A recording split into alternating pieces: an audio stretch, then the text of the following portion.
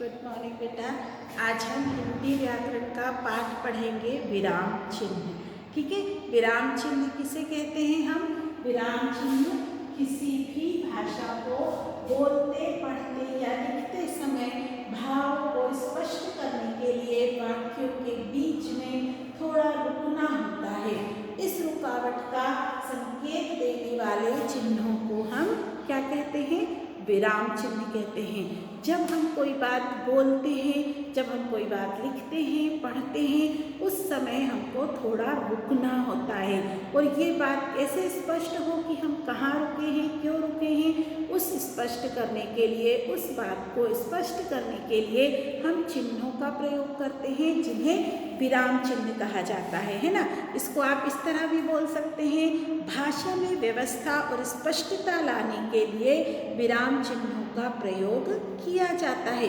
कोई भी भाषा जब हम बोल रहे हैं, उसे समझ रहे हैं, तो वो स्पष्ट रूप से लोगों को समझ में आए कि हम क्या कहना चाहते हैं, तो उस स्पष्टीकरण के लिए हमें विराम चिन्हों की प्रयोग करना पड़ता है। जब हम मौखिक रूप से किसी से बात करते हैं तो उस समय क्या होता है, हम थोड़ा रुक जाते हैं। प्रश्न पूछना है तो हमने प्रश्न पूछ के रुक गए, बात पूरी हो गई तो हम रुक गए। तो उस समय हमारे हाव भाव से और हमारी बातों से, उतार चढ़ाव से स्पष्ट हो जाता है कि हमें कहाँ रुकना था और कहाँ हमको लगातार बोलना था। तो वहाँ पर ये चीज़ें स्पष्ट हो जाती हैं। लेकिन जब हम लिखते हैं तो वहाँ पर हमें विराम चिन्हों का प्रयोग करना जरूरी हो जाता है। सुमित ने खाना खाया, ये बात पूरी हो गई तो हमने विराम चिन्ह, अगर हमने बोला तो हमने लिख दिया, बोल दिया कि सुमित ने खाना खाया, आपको समझ में आ गया। लेकिन अगर हमने ऐसा लिख दिया सुमित ने खाना खाया, तो अब आपको, अगर हमने क्वेश्चन मार्क लगाया तो आपको समझ में आएगा कि मिस हमसे पूछना चाह रही है ना। पूर्ण विराम लगाया तो हमें बताना चाह रही है। तो इस तरह से चिन्हों के माध्यम से हम उन शब्दों को, उन वाक्यों को समझ पाते हैं। विराम चिन्ह कौन कौन से होते हैं बेटा? पहला होता है पूर्ण विराम। पूर्ण विराम हम कब लगाते हैं? जब हमारी बात पूरी हो जाती है, जब हमारा बात जो हम बोलना चाहते हैं वो पूरी हो जाती है, तब हम ये वाला चिन्ह लगाते हैं और इसे कहा जाता है पूर्ण विराम। ये वाक्य की समाप्ति पर लगाया जाता है। जब हमारा वाक्य पूरा हो जाता है, समाप्त हो जाता है, तब हम इस चिन्ह को लगाते हैं और इसे कहा जाता है पूर्ण विराम। उसके बाद आता है अल्प विराम। अल्प विराम में क्या होता है? पूर्ण विराम की अपेक्षा हमको कम रुकना होता है ना। जैसे थोड़ी सी देर के लिए अगर हमें रुकना है तो वहाँ हम ये वाला निशान लगाते हैं, इसे कहते हैं अल्प विराम। जैसे सीता, गीता, राधा पक्की सहेलियाँ हैं, तो सीता, गीता, राधा हमने जब बोला तो हम रुक गए। लेकिन अगर हमको लिखना है तो हम क्या करेंगे? सीता और गीता के बाद ये वाला अल्प विराम लगाएंगे, जिससे आपको पता पड़ेगा कि यहाँ हमें थोड़ी देर रुकना है। इसे कहते हैं अल्प विराम। प्रश्नवाचक चिन्ह होते हैं जहाँ हमें किसी से प्रश्न पूछना होता है, हमें किसी से कुछ जानकारी लेना है, किसी के बारे में हमें किसी से कुछ पूछना है, तो वहाँ पर हम कौन सा चिन्ह लगाते हैं? ये अल्प विराम वाला है ना। ये प्रश्नवाचक चिन्ह है, ये प्रश्नवाचक। तुम कहाँ गए थे? कल तुम कहाँ थे? तुम्हें किसने मारा? कौन शोर कर रहा है? ये वाली चीज़ें जब होती हैं, जब हम किसी से प्रश्न पूछ रहे होते हैं, तब हम इस प्रश्नवाचक चिन्ह का प्रयोग करते हैं। उसके बाद होता है विस्मयादि बोधक। ये वाला चिन्ह होता है विस्मयादि बोधक। ये हम कब लगाते हैं बेटा? जब हमें किसी को बहुत गुस्सा आ रहा है, किसी के प्रति शोक व्यक्त करना है, किसी को देखकर आश्चर्य हो रहा है, विस्मय हो रहा है, या हमें देखकर किसी को बहुत ज़्यादा खुशी हो रही है, तब हम ये वाले शब्द बोलते हैं, ये वाले वाक्य बोलते हैं, तब हम ये वाले चिन्ह का प्रयोग करते हैं। इसे कहते हैं विस्मयादि बोधक। ओहो, तुम आ गए? उफ़ो, कितनी गंदी क्लास है, छी कितना गंदा बच्चा है ना। वाह, वेरी गुड, शाबाश, बहुत अच्छे से पढ़ाई करो। ये वाले जो शब्द होते हैं, ये वाले जो वाक्य होते हैं, इनके बाद हम ये वाला चिन्ह लगाते हैं। इसे कहते हैं विस्मयादि बोधक। फिर होता है योजक या विभाजक चिन्ह। इसको हम क्या करते हैं? ये वाला चिन्ह होता है योजक। जब हम एक जैसे दो शब्दों को लिखते हैं तो उनका विभाजन करने के लिए हम ये वाला शब्द, ये वाला चिन्ह लगाते हैं ना, इसको हम विभाजक कहते हैं। जैसे रात दिन, आगे पीछे, ऊपर नीचे, ऐसे वाले जो शब्द हम लिखते होते हैं उनके बीच में हम ये वाला निशान लगाते हैं और इसे क्या कहते हैं, योजक या विभाजक चिन्ह। फिर उसके बाद आता है एक निर्देशक चिन्ह। निर्देशक इसी के जैसा होता है लेकिन वो थोड़ा सा बड़ा होता है।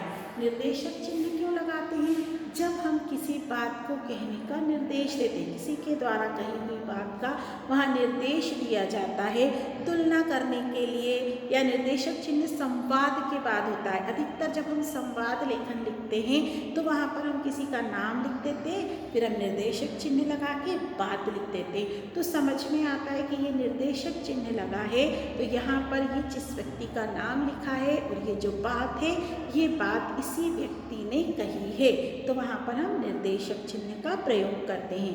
फिर अवतरण या उद्धरण चिन्ह। अवतरण या उद्धरण चिन्ह कौन से होते हैं बेटा, जब हम किसी के द्वारा कही हुई बात को वैसा का वैसा ही लिखना चाहते हैं। जब हमसे किसी ने कुछ कहा है और हम उसको वैसा का वैसा ही लिख रहे हैं, तो जिसने ये बात कही है उस बात को हम जब लिखेंगे तो इस चिन्ह में लिखेंगे, इसे कहते हैं उद्धरण चिन्ह। ये उद्धरण चिन्ह होता है जिसमें हम किसी के द्वारा कही हुई बात को वैसा का वैसा ही लिखते हैं, है ना। मिस ने कहा है पूरा पाठ याद करो, पूरा पाठ याद करो लिखेंगे तो हम इसे उद्धरण चिन्ह में लिखेंगे। जब हम किसी के द्वारा कही हुई बात को वैसा का वैसा ही लिखते हैं तो उसे हम उद्धरण चिन्ह में लिखते हैं। फिर होता है विवरण चिन्ह। ये सूचना या निर्देश देने के लिए होता है। कोई सूचना है आपको कल स्कूल की छुट्टी है या कल से लॉकडाउन लगने वाला है, इस तरह की जब लिखित कोई सूचनाएं आती हैं तो वहाँ पर ये वाला निशान होता है, जहाँ पर सूचना लिखा हुआ होता है यहाँ, उसके बाद क्या सूचना दी जा रही है वो पूरी सूचना यहाँ लिखी जाती है। तो इस वाले निर्देश, इस वाले सूचना वाले चिन्ह से समझ में आता है कि यहाँ जो बात कही है वो एक सूचना है, वो सभी के लिए है। फिर होता है कोष्टक। कोष्टक क्या होता है, कोष्टक हम क्यों लगाते हैं, ये गणित में या फिर कोई भी ऐसा शब्द है जिसको कठिन है उसके लिए हम उसे दर्शाने के लिए ये लगाते हैं, ये होता है कोष्टक ना। ये अधिकतर गणित में प्रयोग किया जाता है, और नहीं तो किसी चीज़ को हमें स्पष्ट करना है। जैसे हमने बोला इंदिरा गांधी एक महान नेता थी, अब इंदिरा गांधी कौन थी आपको नहीं पता, तो इंदिरा गांधी के आगे हम लिखेंगे पूर्व प्रधानमंत्री, तो आपको समझ में आएगा इंदिरा गांधी कौन थी, पूर्व प्रधानमंत्री। तो किसी को ये समझाने के लिए भी कि किसी की बात को पूरी तरह से स्पष्ट करने के लिए उसका एक और चीज़ हम जो लिखते हैं उसकी पहचान को हम कोष्टक में लिखते हैं। फिर होता है हंस पद। हंस पद क्या होता है, ये वाला, जब हम किसी चीज़ को लिखना भूल जाते हैं, कोई सी लाइन हमने लिखी और उसमें हम कोई सा शब्द भूल गए, उस शब्द को हमें बाद में याद आया कि हमको यहाँ ये लिखना था, अब हम पूरी लाइन को ना मिटाते हुए उसके बीच में ये वाला निशान लगा के उस शब्द को यहाँ लिख देते हैं, तो उसे क्या कहा जाता है, हंस पद, जिसमें हम अपना एक शब्द जो कभी भूल जाते हैं लिखते हुए उसे लिखने के लिए ये वाला चिन्ह लगाकर हम लिख देते हैं। फिर संक्षेप सूचक।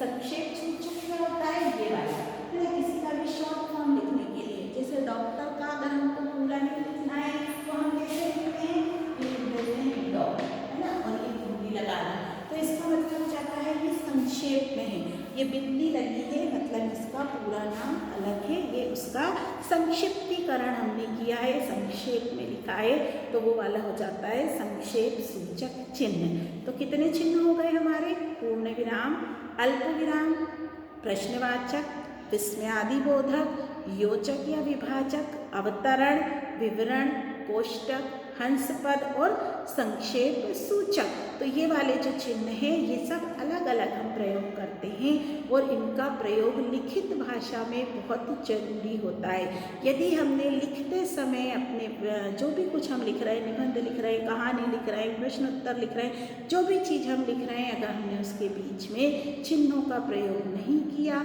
यदि हमने विराम चिन्ह नहीं लगाए तो हमारी बात किसी को भी समझ में नहीं आती है। इन चिन्हों के माध्यम से ही हम जो कहना चाहते हैं वो पूरी तरह से क्लियर होता है, सामने वाला उस चीज़ को पूरी तरह से समझ पाता है। तो ये सारे चिन्ह हैं 11 तरह के, इसमें अभी और कुछ छूटे भी हैं, आगे की क्लासेस में आप उनको पढ़ेंगे। जैसे सुमित ने खाना खाया हमने सुबह सुमित ने खाना खाया, तो हमारे एक्सप्रेशन से आपको समझ में आ रहा है कि मिस हमसे पूछना चाह रही है ना। लेकिन सुमित ने खाना खाया ऐसे करके अगर हम मिस में आदि सूचक लगा देंगे तो आपको समझ में आएगा कि मिस को पता नहीं है, वो सोच रही है कि क्या करा है। ठीक है, तो ये सारे हमारे विराम चिन्ह थे। Thank you.